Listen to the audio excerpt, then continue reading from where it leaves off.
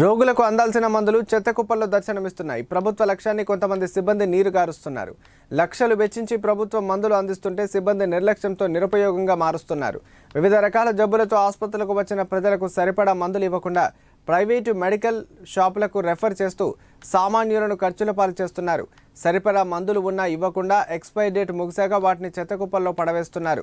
ఇలాంటి ఘటన కామారెడ్డి జిల్లా కేంద్రంలో వెలుగు చూసింది. కామారెడ్డి జిల్లా కేంద్రంలోని రుక్మిణికుంట మైసమ్మ ఆలయం ముందు గల చెత్తకుప్పల్లో ప్రభుత్వం మందులు కుప్పలు తెప్పలుగా పడి ఉన్నాయి.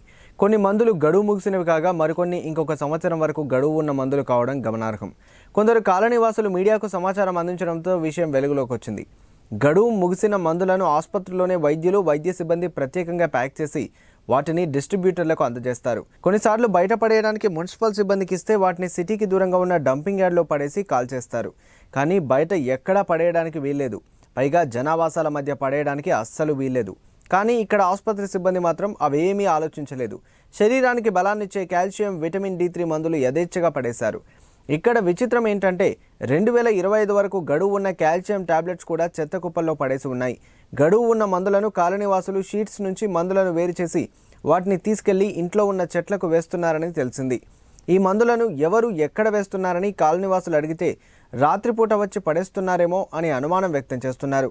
గతంలో కుప్పలుగా ఇలాగే పడేస్తే తామే మందులను కాల్చేశామని కాలనీవాసులు తెలిపారు. అయినా మందులను ఇష్టానుసారంగా పడేస్తున్నారని చెప్పారు. కాలనీల్లో చిన్నపిల్లలు తిరుగుతారని, పిల్లలకు తెలియకుండా మందులు నోట్లో వేసుకుంటే ప్రమాదం జరిగే అవకాశం ఉందని కాలనీవాసులు ఆందోళన చెందుతున్నారు. మరోసారి ఇలా మందులు వేయకుండా చూడాలని కోరారు.